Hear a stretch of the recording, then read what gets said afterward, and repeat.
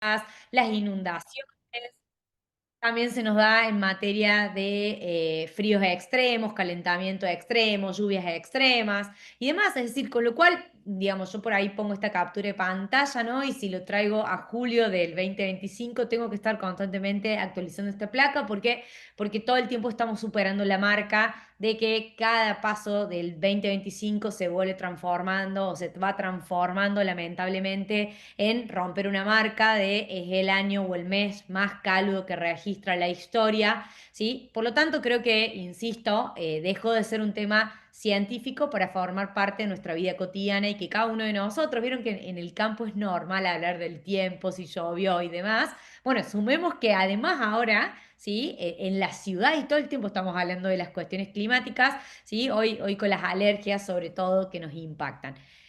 El tema importante de entender que el cambio climático ya no va a exceder únicamente a un impacto de comentario de cuestión climática de pasillo, sino que las consecuencias del cambio climático empiezan a ser cada vez más importantes en la industria, en el sector productivo. En ese sector productivo no va a impactar solamente en el sector del agro. Fíjense, esta es una imagen de Coca-Cola, de una de las plantas de Coca-Cola en Brasil, totalmente inundada. Imaginemos, ¿no? La cantidad de puestos de trabajo que durante mucho tiempo, ¿sí? Quedaron sin trabajo porque esos colaboradores de la planta de Coca-Cola se han quedado sin trabajo. Pensemos en la comunidad, pensemos en todo lo que implica. Hace poco, este año, tengo un cliente que tiene personas que hacen la limpieza en las autopartistas en Campana. ¿Sí? ¿Se acuerdan que hace muy poco tuvieron ustedes en Buenos Aires, ¿sí? Una gran inundación en Zárate Campana? ¿Y eso qué implicó? Que un montón de colaboradores de esta empresa no podían llegar a sus fuentes de trabajo para hacer las limpiezas y los aseados. Entonces tuvieron que trabajar con los colaboradores. ¿Por qué? Porque estaban en zonas anegadas, no podían salir de sus barrios para poder ir a llevar adelante sus actividades. ¿Se entiende? Lo que estoy tratando de decir es, los impactos del cambio climático van a ser mucho más grandes, ¿sí? De lo que nos estamos imaginando, con grandes impactos en el sector productivo, ¿no? Yo acá pongo una foto y creo que la imagen que más nos hizo sentido, sí, lamentablemente fue lo que pasó en Bahía Blanca, en donde lo que uno piensa en materia climática, y yo lo explico de esta manera. Hoy hay cambio climático, ¿sí? Y en esta cuestión del escepticismo, ¿sí? De que el negacionismo dice que no existe el cambio climático, en realidad el cambio climático, ¿sí? Naturalmente la Tierra ha tendido a calentarse, a enfriarse, a tener lluvias extremas y demás. Lo que va a hacer el cambio climático frente a esto es que va a funcionar como, a mí me gusta la velocidad, yo digo que es como el motor V6 de una camioneta, ¿se entiende? ¿Qué quiere decir con esto? Es que si tradicionalmente van a existir, ¿sí? Calores extremos, lluvias extremas, en esto se va a potenciar con el niño, la niña, lo que va a venir a hacer el cambio climático es esa acelerada bien fuerte, en donde si hay lluvia extrema, va a ser muy extrema y muy violenta, y lo que va a generar es que lo que debería llover, ¿sí? En un año calendario lo va a hacer en un día en una localidad determinada, ¿sí? O lo mismo a la inversa. Por lo tanto, se juntan fenómenos naturales propios de la naturaleza, como digo, la niña, el niño, sumado al efecto que genera el cambio climático, se transforma en un efecto potenciador o acelerador de esas consecuencias, y que lo más importante, gente, es que las consecuencias del cambio climático son inminentemente locales. ¿Qué significa esto? Que por más que nosotros trabajemos la discusión de países que están en contra, si están sumados dentro del Acuerdo de París o no están dentro del Acuerdo de París, las consecuencias son inminentemente locales y van a caer en las localidades donde están ustedes. Por lo tanto, el rol de los municipios en materia de gestión climática son fundamentales, porque podemos estar en la errónea de si el cambio climático es China, si lo genera Estados Unidos, si lo genera qué potencia. Las consecuencias van a caer en cualquiera de las localidades que están, y nosotros tenemos que trabajar para prepararnos, para poder adaptarnos y mitigar ese cambio climático. Por eso yo creo que hoy los jóvenes están bastante están interpelados por el cambio climático, y también me pasa mucho que muchos me dicen, bueno, claro, pero tenemos un presidente que no está de acuerdo o sí está de acuerdo. Insisto, esto va a trascender de la ideología de cualquier gobierno. Hoy las consecuencias del cambio climático las tenemos al frente de nosotros, ¿sí? Cada vez más el dengue, el chikungunya presente. Dentro de esto, las alergias, ¿sí? Si ustedes observan estas semanas, ¿no? Con todo lo que es las flores, ¿sí? Las alergias antes se daban específicamente en la primavera y hoy vemos, ¿sí? Que todo el año empezamos a tener alergias, por eso vemos publicidades totalmente todo el tiempo de publicidades de antialérgicos. Por eso hoy la salud está vinculada a las alergias y al impacto significativo del cambio climático en la salud. Por ejemplo, hace poco participé como oradora en un congreso de oftalmología, por ejemplo. Yo digo, nunca pensé que me iban a invitar a un congreso de médicos, ¿sí? Porque una de las consecuencias más importantes hoy lo tenemos justamente con lo que genera el impacto en la visual, ¿sí? En relación a este cambio climático. A esto se suma algo importante, porque nosotros hablemos que el calentamiento global, insisto, tiene un condimento natural propio de la naturaleza. Ahí veía varios profes de biología, o sea, normal que la Tierra se tiende a enfriar, se tiende a calentar, propias de ese calentamiento. Pero sí tenemos claro que el consenso científico nos dice que en un 99% los científicos, ¿sí? Están de acuerdo de que en los últimos 60 años, ¿sí? El efecto y el modo de actuar y de producir que tiene el hombre ha generado, ¿sí? Que el calentamiento actual está vinculado al efecto antropogénico, es decir, al efecto que el hombre potencia. Entonces, creo que acá voy a sumar esta cuota que nos toca a nosotros como personas, como ciudadanos, como empresas, como escuelas, porque la responsabilidad social tiene que ver cómo podemos contribuir para revertir los efectos de este cambio climático.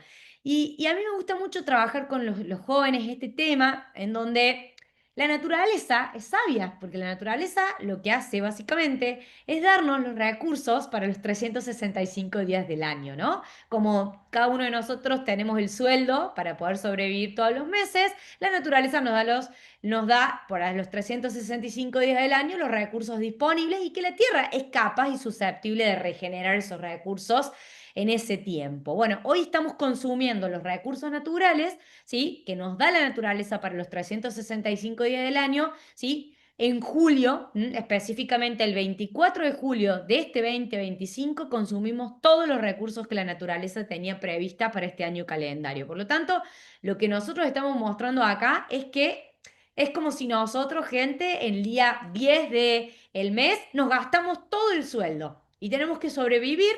¿Cómo hacemos? ¿Sí? Dirían mis padres, bueno, siempre el Fondo Monetario le decimos a mi papá que algún centro nos va a tirar, ¿sí? Pero en cuestiones planetarias, lamentablemente, hay un solo planeta disponible y hay un solo, ¿sí?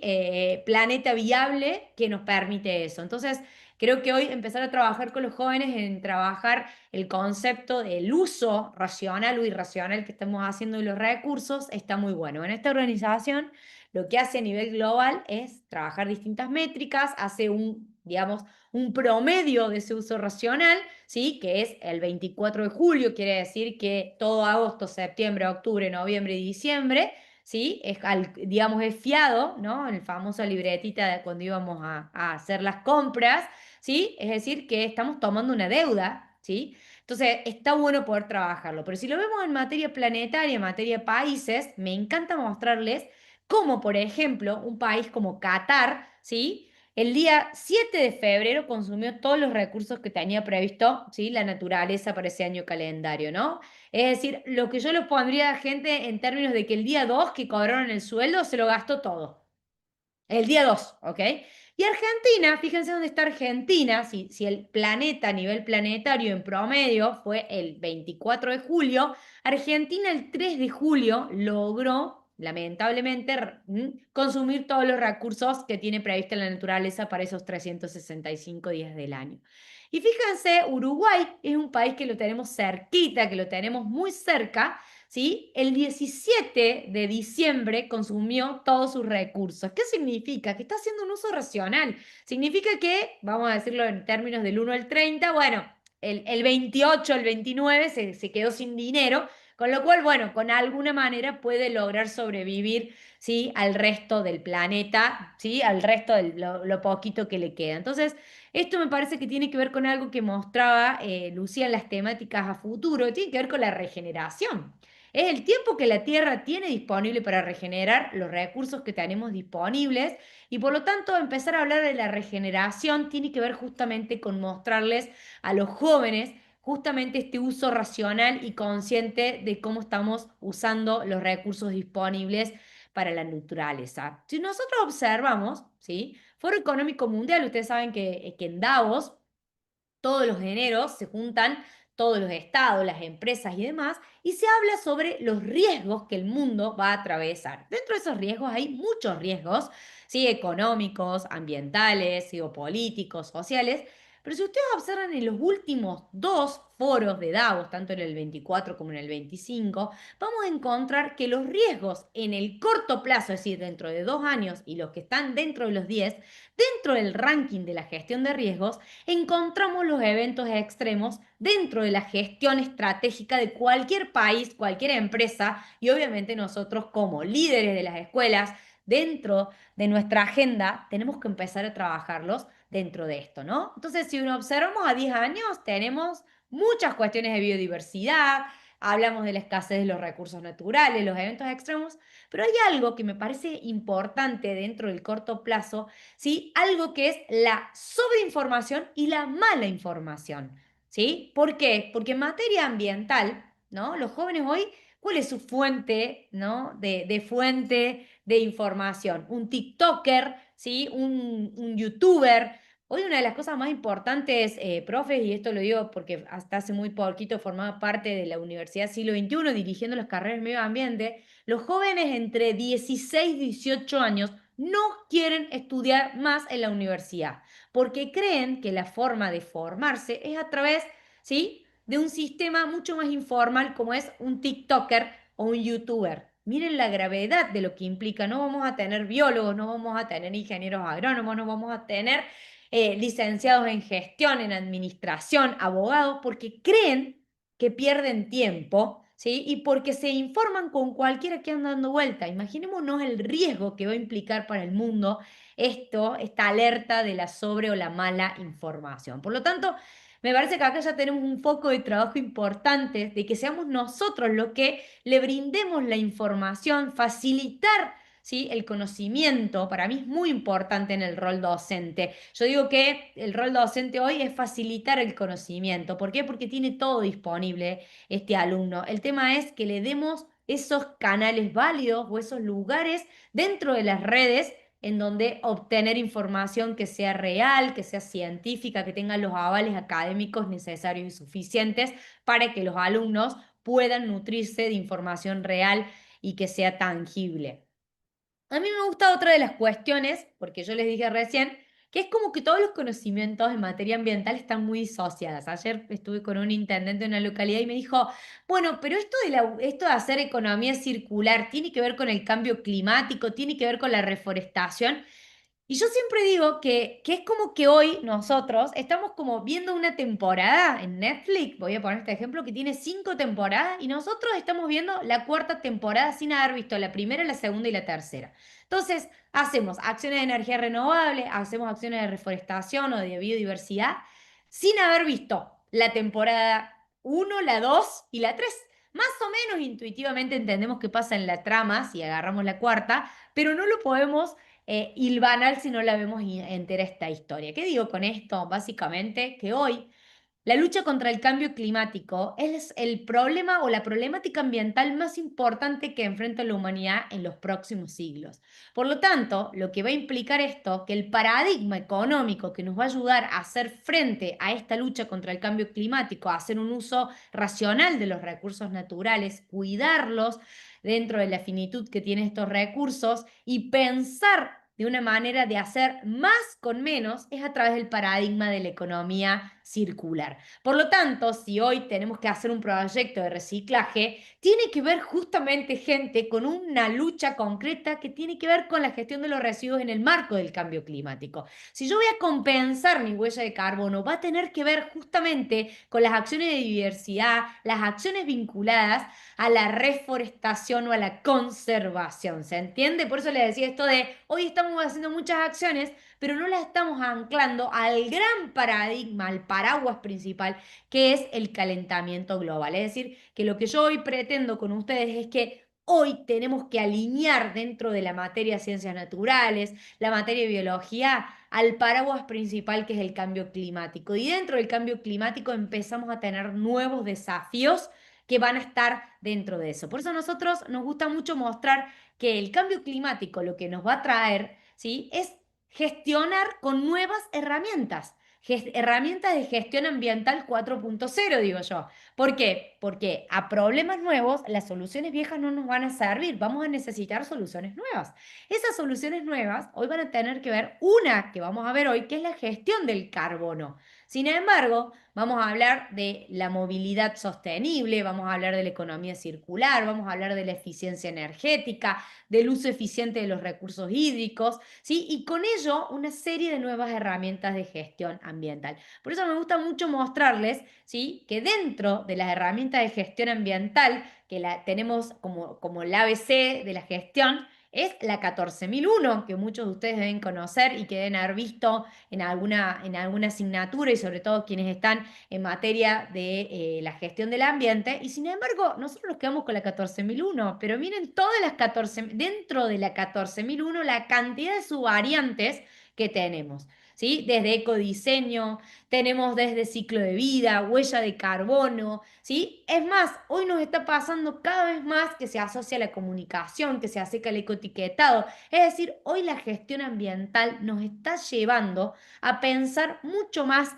que en un proceso limpio, sino a mirar la problemática de una manera mucho más transversal e interdisciplinadamente. ¿Se entiende? Por eso hoy trabajamos con muchas áreas dentro de la gestión del cambio climático. A mí me gusta mucho decir que en las empresas hablamos de un comité que habla del cambio climático. Y no está integrado solamente gente, ¿sí? Por los biólogos, los ingenieros. A partir de ahora en una empresa, en una organización, todos gestionamos el cambio climático, desde un área de recursos humanos, desde un área de comunicación, un área de marketing, porque hoy el impacto es 360 del cambio climático. Por lo tanto, hoy la lucha contra el cambio climático en una escuela no es de la profe o el área de las ciencias naturales. Hoy es un compromiso que tiene como bandera toda la institución en el marco de su responsabilidad social. Por eso hay que trabajar el proyecto del cambio climático ya no desde una asignatura, sino más global y 360. Por eso celebro que las ferias de ciencia acá en Córdoba, muchos de ustedes seguro me deben estar, veía ahí varios que eran de Córdoba, ¿sí? En donde la semana de la feria de ciencia se llenaron de proyectos vinculados al reciclaje, vinculados a la huella de carbono, vinculado a un montón de cuestiones ambientales y de sustentabilidad, porque hoy la ciencia, ¿sí? No está solo en la ciencia natural, sino en una política mucho más grande y en donde tenemos que hacer que los alumnos sean proyectos donde se integran cuatro asignaturas, ¿sí? La social, la educación cívica, ¿sí? Donde se articula sector público, sector privado. Por eso nosotros los objetivos de desarrollo sostenible seguramente los deben haber visto, trabajados también. Para nosotros las alianzas son fundamentales. Por eso hay una parte en este programa, ¿sí? Que es vinculación. ¿Por qué? Porque el cambio climático lo vamos a trabajar en conjunto y lo vamos a reducir o vamos a trabajar la lucha todos juntos, sector público, sector privado, escuelas, gobiernos, ¿sí? Los estudiantes, las universidades, todos juntos. Por eso, mientras mejor tengamos proyectos que sean transversales 360, mejor va a ser ese impacto, ¿sí? Para reducir este compromiso. El mundo, gente, está hablando de dos cuestiones. Por un lado está hablando del producto, ¿vieron? El producto, nosotros hablamos de productos certificados carbono neutro, productos bajos en carbono. ¿Qué significa? Que hoy, dentro de la cadena de valor, Argentina como país exportador de materias primas y forma parte de una cadena de valor que exporta sus productos al mundo, nos están pidiendo un pasaporte ambiental, ¿sí? ¿De qué nos están diciendo? Che, para que una empresa como Nestlé o una empresa en el mundo como podría ser PepsiCo, que tiene una papa frita o tiene Nestlé un producto que puede ser un maní, por ejemplo, o un producto tipo un snack, ¿sí? Que tiene maní argentino o que tiene papas argentinas, ¿sí? Necesita que en el etiquetado diga, che, la papa frita hoy es carbono neutro. Ese snack es un producto carbono neutro. ¿Se entiende? Por eso hoy el sector agropecuario argentino está cada vez más vinculado a trabajar el concepto de neutralidad de carbono, a medir la huella de carbono del agro, porque nos los está pidiendo, porque el sistema está avanzando con esto. Por eso yo les muestro cómo hoy el etiquetado va migrando de una huellita que no entendíamos qué significaba 360 gramos de tonelada de dióxido de carbono, a migrar a que el ecoetiquetado europeo muestra, por ejemplo, que un producto tiene un sistema muy parecido al que tenemos en materia de eficiencia energética de las etiquetas, en donde me muestra cuán de factible, o sea, cuánto es el impacto ambiental de un producto para que el consumidor lo mire rápidamente, porque si yo te pongo 300 gramos de dióxido de carbono, yo no sabría si es bueno o es malo. En cambio, el etiquetado que tiene Europa, por ejemplo, en el caso de Francia, ya le muestra al consumidor si ese producto está muy cerca o lejos de la neutralidad de carbono, por ejemplo. Y después empezamos a ver cosas como productos como un reloj, como es el Apple Watch, por ejemplo, en donde esta línea puntualmente ya es 100% carbono neutro. Empezamos a ver productos, las marcas, ¿no? Un telecom nos muestra cómo llega el camino a la neutralidad de carbono, como un Cadify, que es un sistema de movilidad sostenible, de movilidad, digamos, donde la capacidad ociosa de cuando alguien no lo usa, ¿sí? Yo me puedo subir a un vehículo de un lugar a otro y me lleva, ya compensa la huella de carbono de esa movilidad de esa persona que se sube hacia adentro. Todo esto, gente, tiene que ver con esta tendencia de productos carbono neutro también. La otra tendencia tiene que ver con esto de los bonos de carbono y hoy vamos a ver un poquito, ¿sí? Este concepto de bono de carbono, quizá a lo mejor, Lu, si hay interés podemos después profundizarlo un poco más porque amerita mucho más, pero tiene que ver con la oportunidad que tiene muchas veces el sector agropecuario, el sector de la agricultura o el sector de la conservación, de justamente por la capacidad de absorción de carbono, poder vender bonos para aquellos que necesiten neutralizar su huella de carbono. Es decir, esta es la tendencia, esto es lo que el mundo está hablando en materia climática y esto va a tener que ver, gente, por qué la gestión del cálculo de carbono está dentro de este concepto del cambio climático a partir de ahora. A mí lo que me gusta es mostrarles, ¿sí? Cosas que también en la sobreinformación y en la mala información encontramos. ¿Sí? Una empresa como Shell hace poco había puesto, ¿sí? Que tenía un producto carbono neutro. ¿Cómo le explicamos a un estudiante que un combustible fósil es carbono neutro?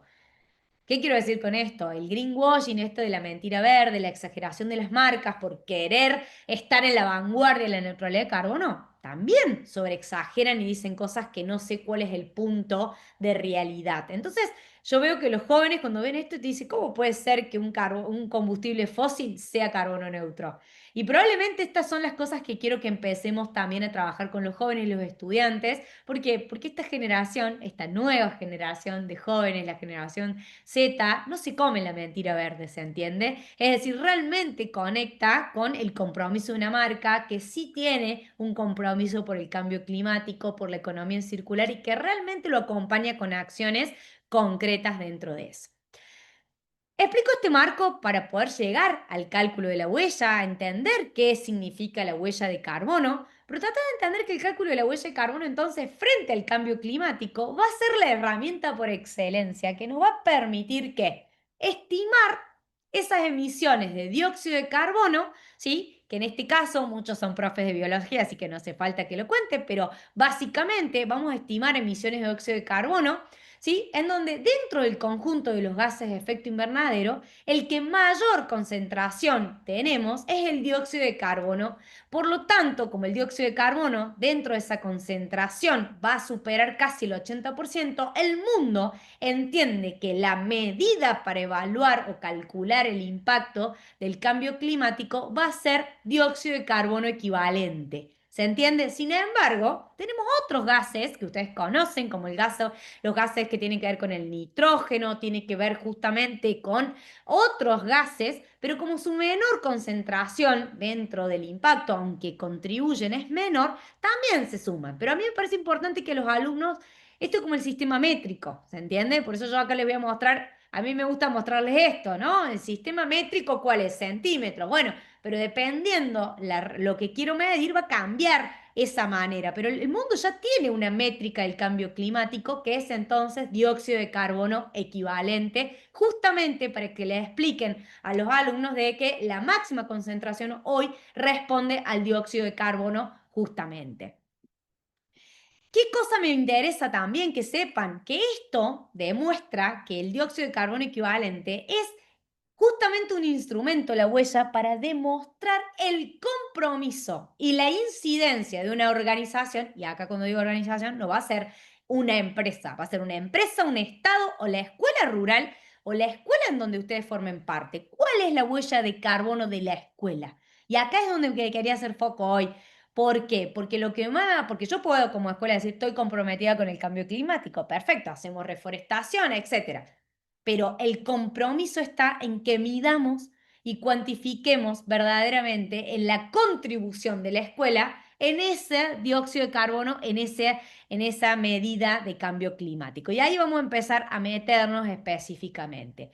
Por lo tanto, cuando nosotros hablamos del cálculo de la huella de carbono, básicamente vamos a hablar de la recolección de información. No sé que es muy sencillo, gente, ¿sí? De recolectar información de los consumos directos e indirectos de insumos, materiales, energía, y lo vamos a traducir, ¿sí?, a ese impacto a la categoría de dióxido de carbono equivalente, para que nos muestre cuánto contribuimos y cuánto reducimos y mitigamos ese impacto en relación a la métrica del calentamiento global. Hasta acá pareciera que fuese yo siempre digo, una cuenta matemática. 2 más 2 igual a 4, es decir, que yo agarro el consumo energético, lo traduzco en cuánto es el aporte en emisiones de dióxido de carbono, me da un número, se terminó. Y en realidad, gente, ¿sí? Por eso yo pongo 2 más 2 igual a 4. Realmente, la herramienta del cambio climático, ¿sí?, la herramienta de la gestión del carbono, no es una gestión cuantitativa, sino es una gestión cualitativa.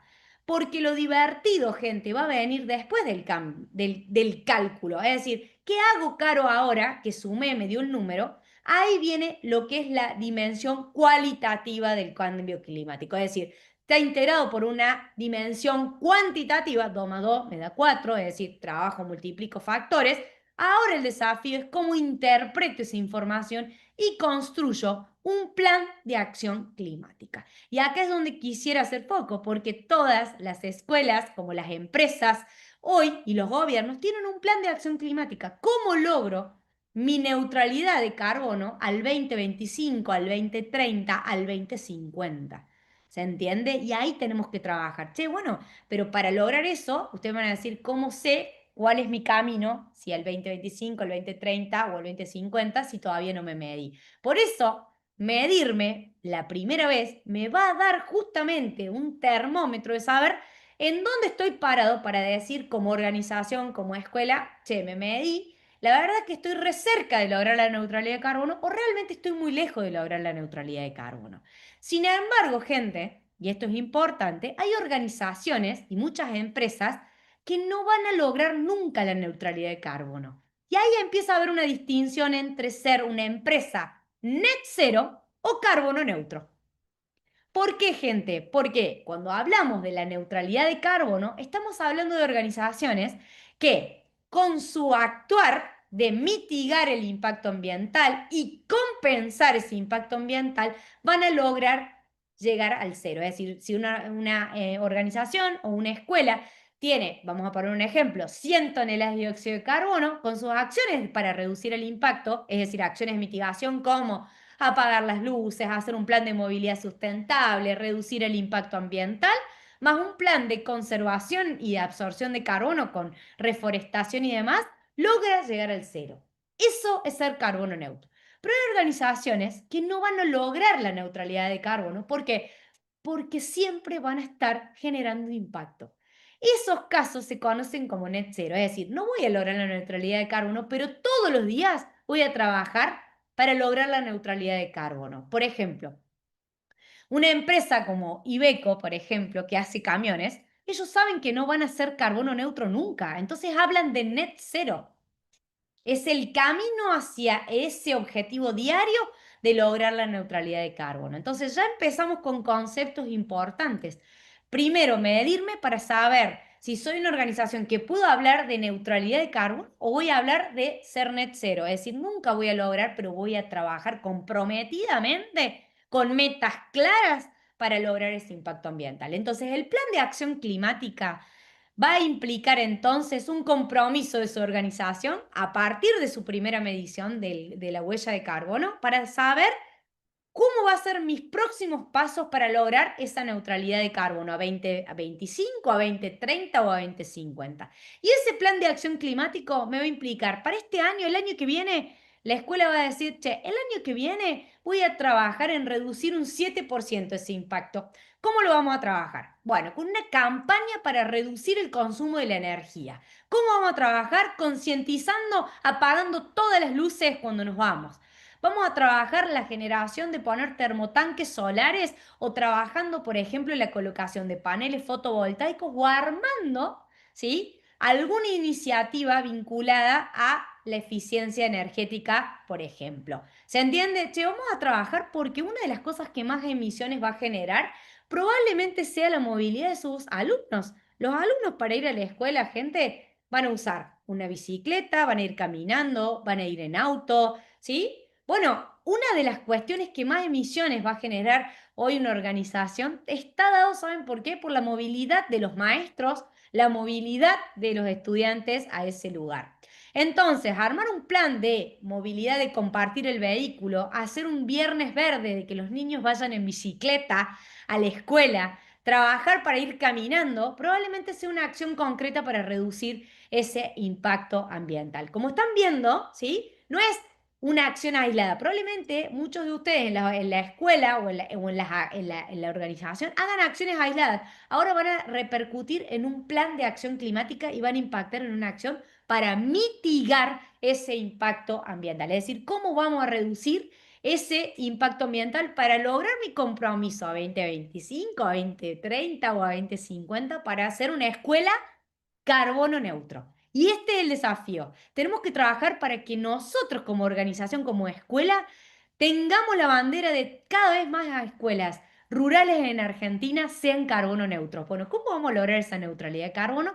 Y ahí es donde quiero que empecemos a trabajar. Cuando les muestro esto, ¿sí?, la métrica para medir la huella de carbono es la misma para un banco, para una escuela, para Singenta como organización, para un evento masivo que podría ser el Lollapalooza, lo que sea. Lo que va a cambiar es es decir, el instrumento que voy a usar. Si tengo que medir algo grande, no voy a usar una regla, seguramente uso un centímetro, ¿se entiende?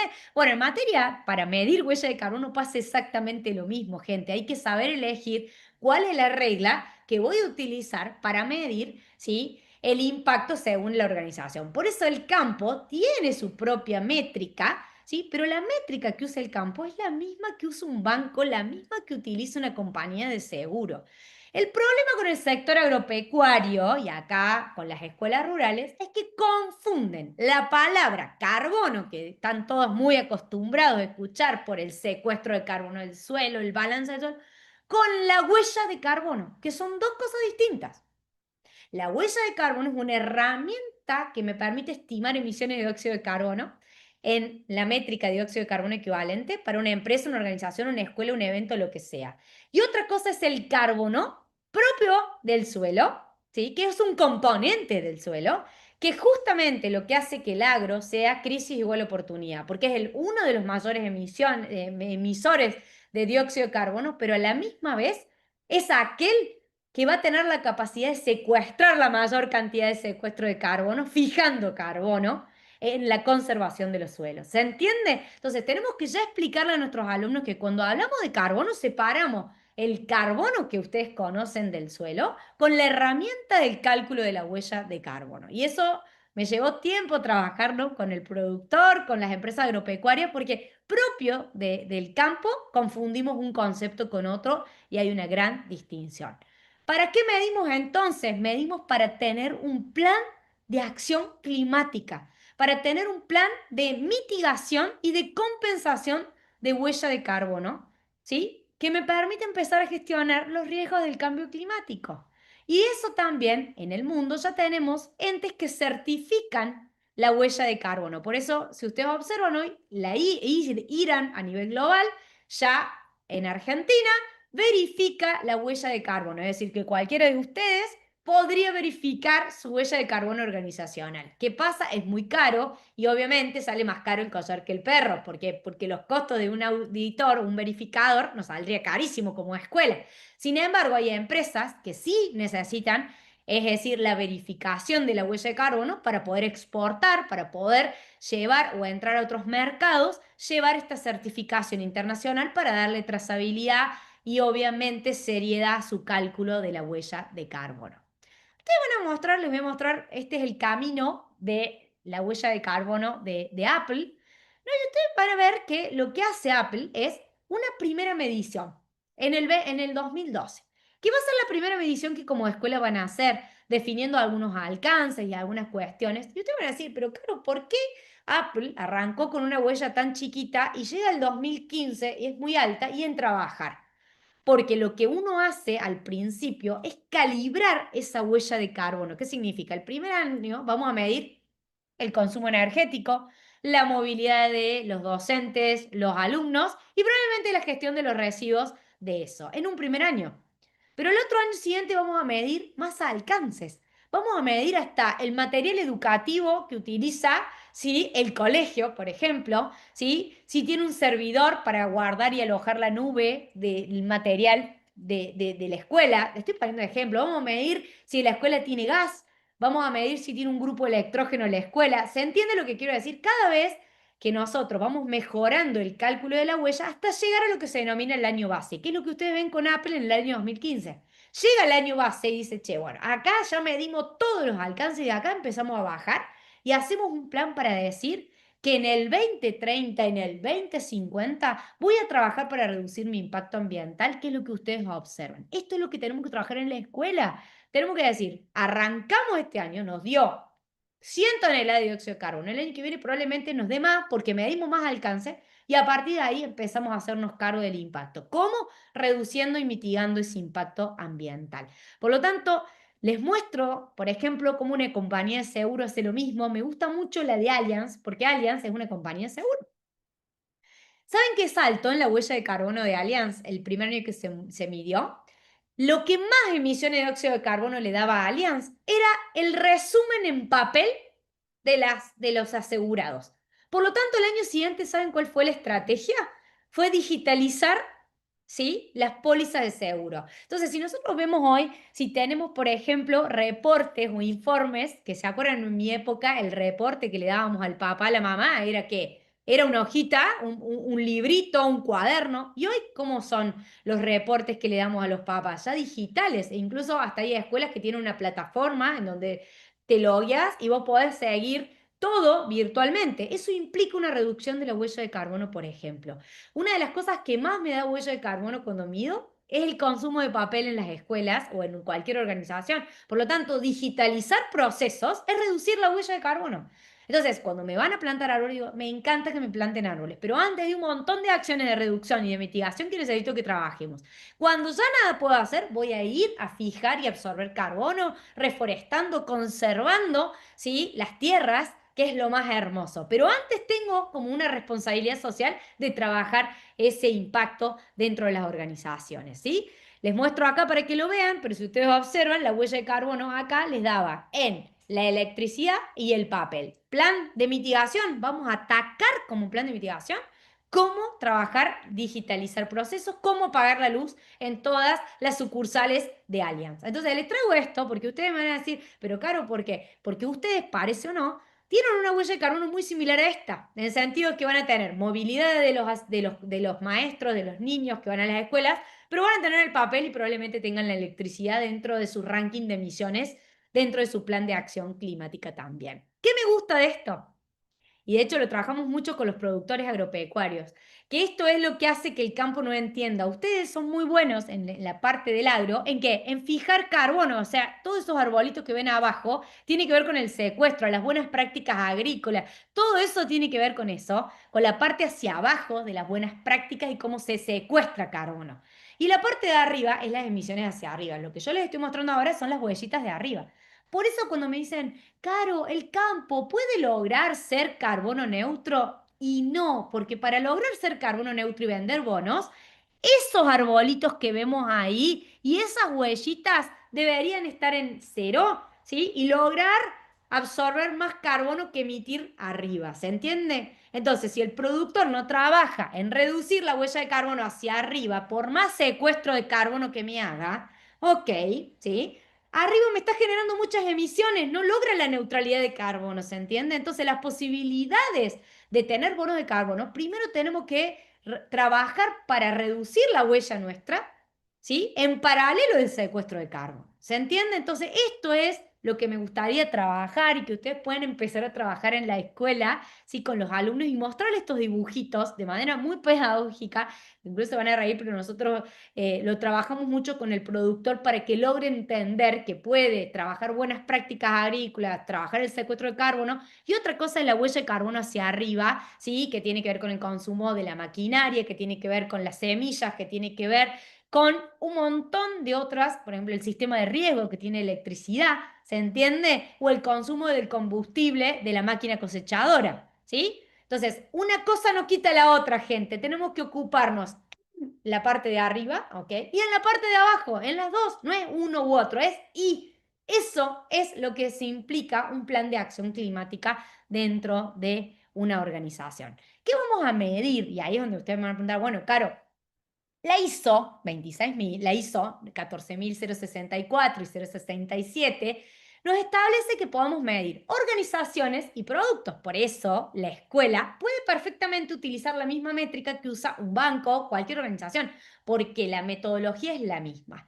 Hay alcances para esa huella, gente. Ese alcance va a estar dado por el alcance 1, el alcance 2 y el alcance 3.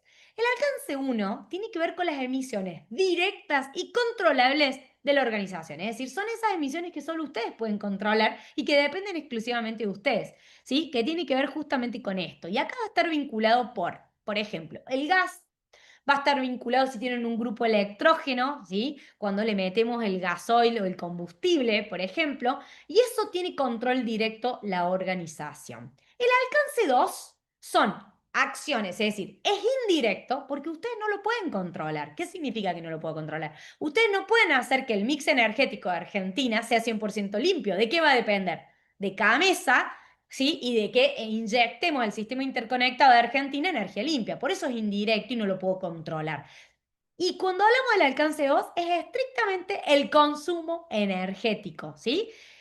Y esto es la cantidad de kilovatios hora que consumen. Entonces tengo que agarrar la factura de la luz de la escuela, puedo trabajar con el factor que me da cada mesa de cómo es el mix energético de Argentina y trabajar. Ahora bien, ¿qué es lo lindo de esto, gente? Que si yo tengo actualmente consumo 100 kilovatios hora, ¿sí? de energía del sistema interconectado y yo coloco paneles fotovoltaicos para equivaler 100 kilovatios hora, me va a dar cero, ¿sí?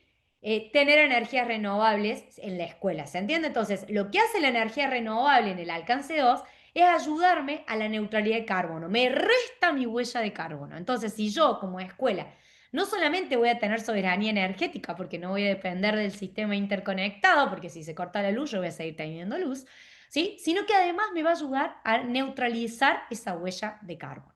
Y el alcance 3, básicamente, es el alcance indirecto y es lo que ustedes no pueden controlar. Ustedes no pueden controlar, por ejemplo, ¿sí? Que los estudiantes vayan o no en transporte público, que vayan en bicicleta. Es decir, es muy complejo trabajar sobre eso, ¿sí? O trabajar sobre los proveedores. Por eso dentro del alcance 3 encontramos los desplazamientos, ¿sí? Cómo van los alumnos y los docentes a la escuela, la gestión de los residuos generados, ¿sí? Acá podemos hablar también de la materia prima, entonces acá podemos hablar de las hojas de resma, los útiles escolares, acá se mide todo lo que serían los productos de limpieza de la escuela, por ejemplo, ¿sí? Acá es el corazón de la empresa. Por eso, a nivel global, gente, el alcance 1 y el alcance 2 es lo primero que tengo que medir. ¿Se acuerdan que yo les mostré esta huella de carbono de Apple recién? Probablemente en la primera vez que me mido voy a medir alcance 1, alcance 2 y algo del alcance 3. Cuando yo mido todos los alcances, voy a estar como en Apple en el año 2015, en donde ya medí todo y ahí empiezo a descender en esa huella de carbono. Por eso muchas veces me cuesta explicarle a las empresas, ¿sí? Che, pero este año me dio más la huella. Y no, porque a medida que voy a ir sumando más alcances, hasta que llegue al tope, voy a seguir haciendo una huella más grande. Pero lo importante acá es que le expliquemos que tengo un tope y cuando ya llegué a medir todo, empiezo a trabajar mi plan para reducir ese impacto ambiental al 100%, ¿sí? Bueno, otra cosa que me parece re importante, la metodología, y los profes me van a entender. ¿Qué significa la metodología? La metodología significa la receta que voy a usar para calcular la huella de carbono. Si ustedes lo tuviéramos que decir, es decir, yo puedo hacer alfajorcito de maicena, pero va a depender de qué.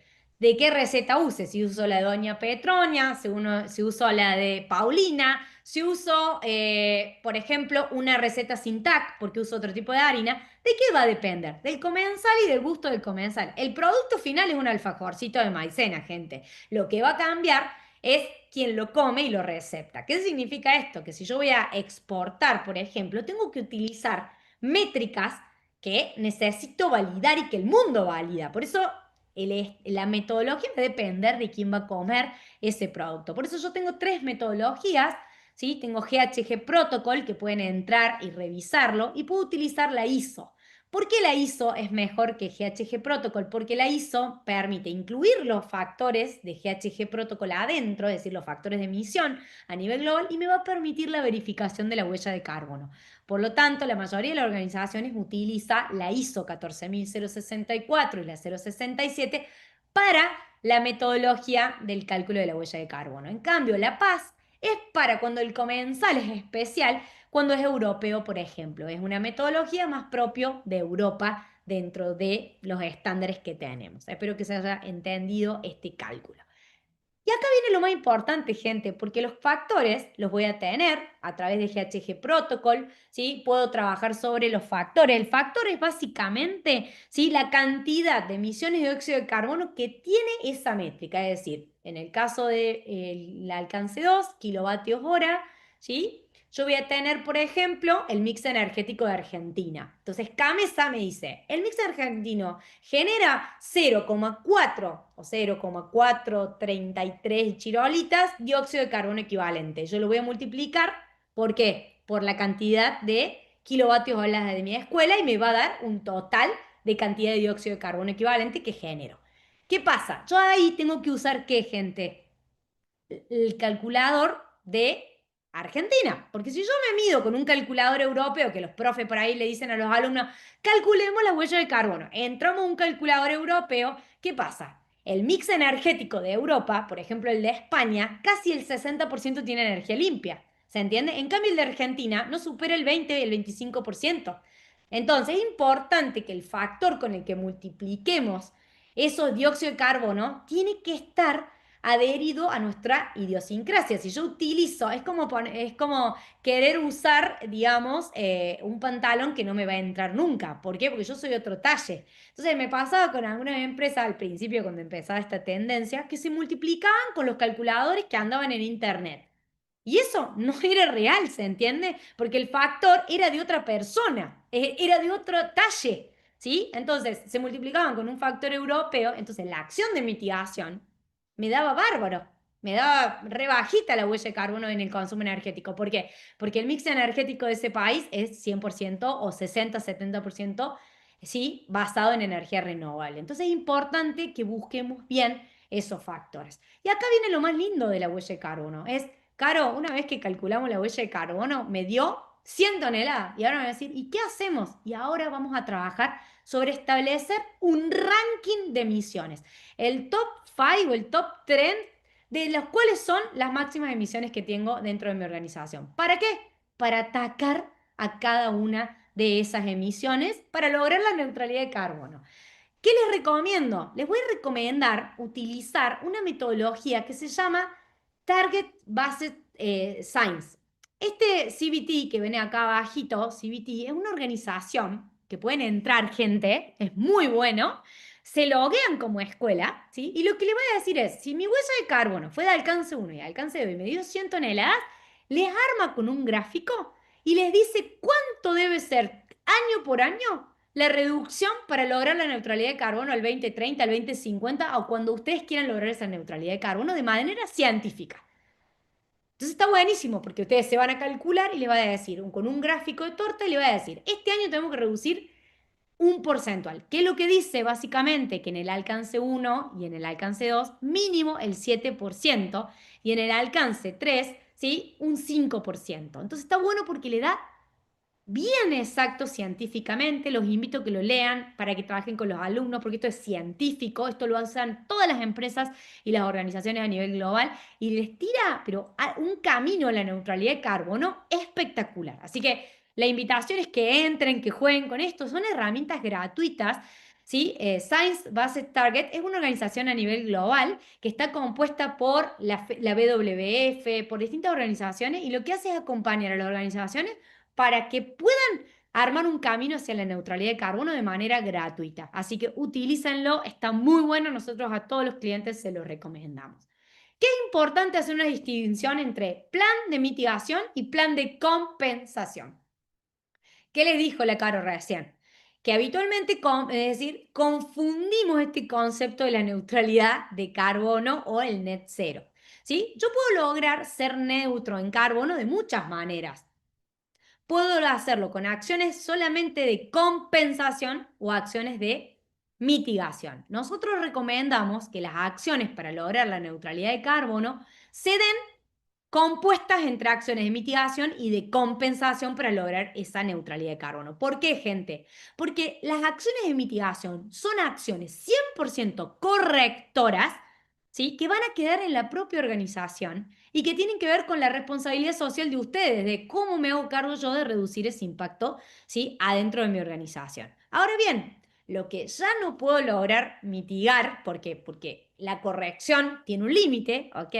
Voy a ir a compensar, es decir, a buscar acciones o proyectos o acciones de conservación y fijación de carbono para lograr la neutralidad de carbono. Por eso, yo lo que hago primero es, primero mitigamos y después voy a compensar. Si yo solamente compenso la huella sin mitigar, ¿está bien?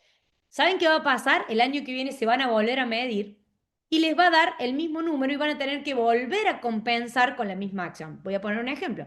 Si yo este año me dio 100 toneladas de dióxido de carbono y compré o reforesté para compensar las 100 toneladas, el año que viene me voy a medir y ¿qué me va a dar? 100 toneladas y me voy a tener que hacer cargo de lo mismo. En cambio, si yo tengo 100 toneladas y trabajo desde la mitigación, el año que viene, en vez de tener 100, voy a tener 80 o voy a tener 50% o 50 toneladas de dióxido de carbono y las acciones y las medias me van a quedar a mí en el tiempo. ¿Se entiende? Entonces nosotros ahí hablamos de la compensación. Yo hablo de la compensación mixta, de un poco de mitigación y tenemos que trabajar con compensación, con las acciones de conservación, de educación ambiental.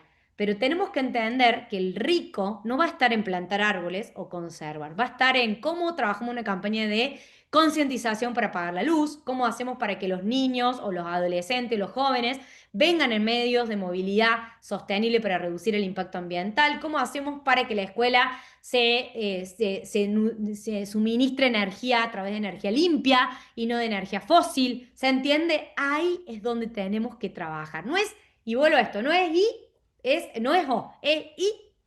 Tengo que poner paneles, trabajar movilidad y conservar, reforestar el medio ambiente. ¿Se entiende la diferencia? No hay una disociación, porque el plan de acción climática es un todo, todo junto. Tiene acciones de mitigación y acciones de compensación dentro de las acciones. ¿Qué está pasando hoy, gente? Que las escuelas me salen a plantar árboles, ¿sí? Para una acción buenísima, pero no le restan ninguna huella de carbono, nada.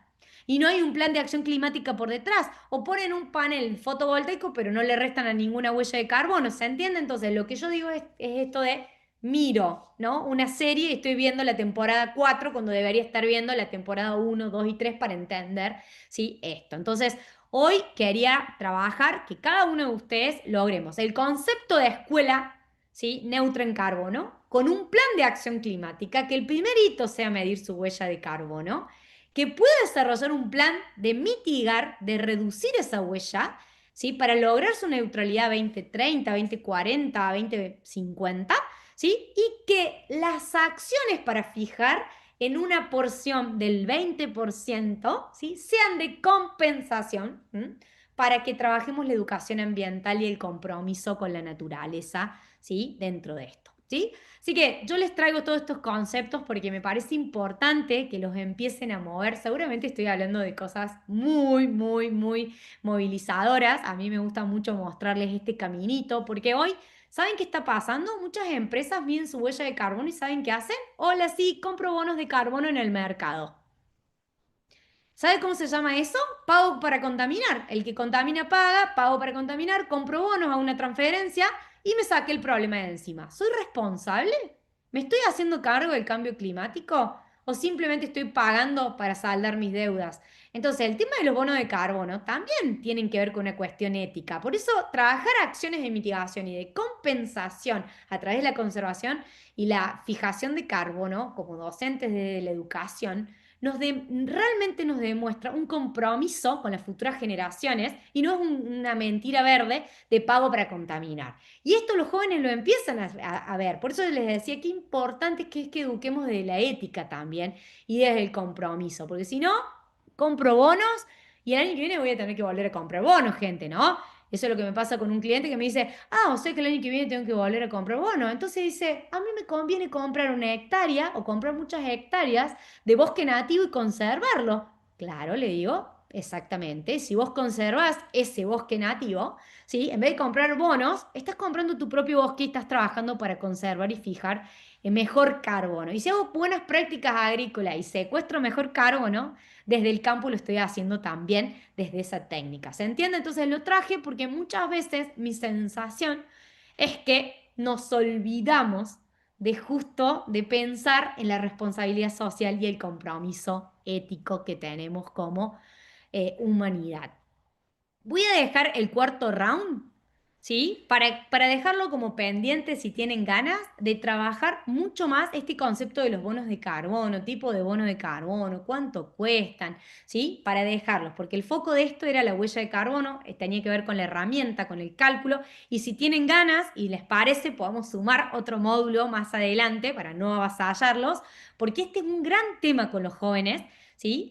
Hoy hablamos todo el tiempo de neutralidad de carbono, así que nada, ojalá que después de esto encuentre muchas escuelas que tienen un plan de acción climática y estén trabajando su camino hacia la neutralidad de carbono. Así que nada, espero que les haya servido, que sean ustedes los agentes de cambio, los docentes tenemos algo hermoso, que somos facilitadores, ¿sí? De la transformación. Los jóvenes es como la semillita que después se multiplica. Yo cuando veo a mis egresados trabajar en empresas, midiendo huellas, haciendo cosas para transformar el mundo, yo siento que tengo mi cielito ganado, mi lucha contra el cambio climático está ahí. Y ustedes como profe tienen lo mismo que yo.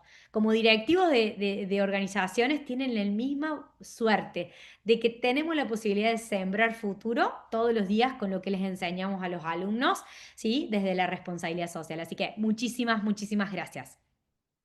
Lu, mientras leo el chat y respondo, si vos querés ir hablando, podés. Dale, sí, sí, bueno, eso. Lo primero, agradecerte que estuvo buenísimo, súper interesante. Ahí están dejando comentarios. Había una pregunta más arriba acerca de las acciones que podían hacer desde la escuela. Igual yo creo que era más temprano, vos ya un poco lo habías respondido. Después compartían un proyecto que hicieron desde la escuela. Yo quería avisar que la grabación y la presentación de hoy nosotros la vamos a subir a la plataforma, así que también está disponible por si la quieren volver a ver y también para compartir a otros docentes que hoy no se hayan podido sumar. Y también otra cosa es que Caro, junto con otras dos especialistas en este tema, en carbono y en cambio climático, las van a ver en el curso de carbono que nosotros ya tenemos en la plataforma, que es un curso que va bien en detalle de este tema y es un curso que pueden hacer ustedes como docentes y también pueden anotar a sus estudiantes. Entonces, eso también, porque quizás el tema es súper amplio, súper interesante, como vienen diciendo ahí en el chat, y está bueno para, para verlo bien en detalle, para hacer las actividades. Así que también lo pueden dejar ahí. Y bueno, y en la encuesta que yo les compartía, pueden dejar también comentarios de otros temas que les guste, que les gustaría trabajar. Y siempre también nos interesa conocer un poco más acerca de cómo les va resultando la plataforma y cómo les van resultando estas charlas, de qué otros temas les gustaría estar aprendiendo. Así que eso era lo que yo quería comentar. Ahí yo te veo, Caro, que vas respondiendo, pero si alguna cosa que quieras decir ahí desde el micrófono. Dos cosas, la charla tiene más información, yo le autoricé a Lucía que tiene el PDF y lo puede compartir en la plataforma sin ningún problema. Dejo mi correo electrónico a disposición por si lo necesitan. Y en relación a Isidora que preguntaba sobre la metodología, huella de carbono organizacional, ¿sí? Para que entres a la ISO, pones cómo mide una huella de carbono organizacional y acuérdate, una escuela, un hospital, una empresa, un banco, una compañía de seguro utilizan exactamente lo mismo, salvo que midan un producto determinado, la huella de carbono tiene la misma metodología. Lo importante es saber elegir los factores para eso. Solo voy a hacer este comentario ñoño. Brasil desarrolló GHG Protocol propio Brasil. Entonces, cualquiera de nosotros puede entrar, en el caso de Brasil, y ustedes no tienen que depender de buscar los factores, están cargados ahí, entonces la huella es muy exacta. Argentina está muy lento en esto, entonces lo que pasa es que encontrar los factores es lo que más tareas nos lleva, entonces utilizamos mucho más estándares de GHG Protocol internacional que pueden entrar y buscarlos, ¿sí? Para la movilidad del auto, etcétera, pero fíjense cómo Brasil está trabajando más fuerte. Entonces eso le da a las escuelas o a cualquiera la posibilidad de no depender de una consultora, ni no poder hacer el cálculo solo, simplemente con la metodología sin depender de nadie. Solamente un comentario para los que quieran indagar después un poquito, pero me da un poco de bronca, ¿sí? En ese sentido. Y bueno, y pensar que la COP30, que va a ser ahora en Belén, en Brasil, en noviembre, sería fantástico que en las currículas, ¿sí? Los chicos sepan algo muy importante de lo que va a pasar en la COP30 y que sepan esto,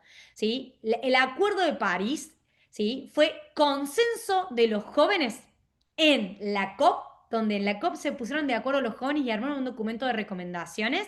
Eso es lo que armó Greta con la Acción por el Clima, con su organización, y fue la voz de los jóvenes que se tocó y se llevó al Acuerdo de París, en ese caso, con lo de limitar la temperatura. ¿Qué digo con esto?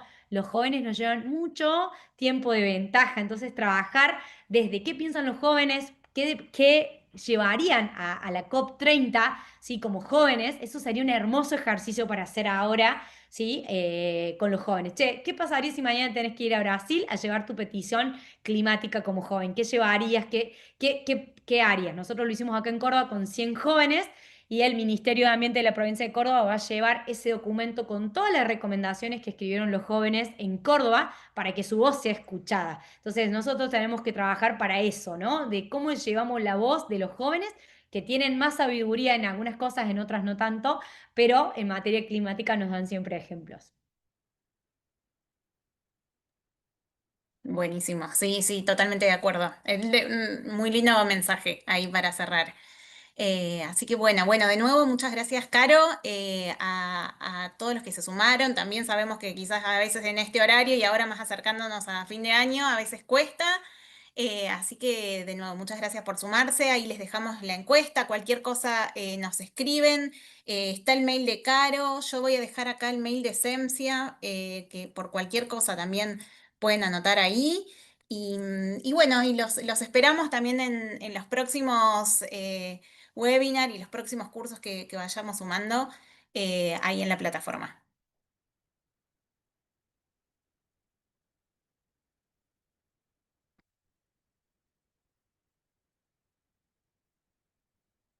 Hasta luego, paso el PDF, Lucia. Dale, dale, Buenas muchas tardes. gracias. Muchas Chao, gracias ahí, chao. Virginia, que saluda, Isidora. Gracias ahí Gracias, gracias. por sumarse y por compartir sus experiencias. Juan Carlos también, Mercedes. Gracias a Estoy viendo, todos. leyendo las Saludos. caras que voy viendo. Saludos Jorge a también, todos. gracias por sumarte. José Ernesto, Mariana.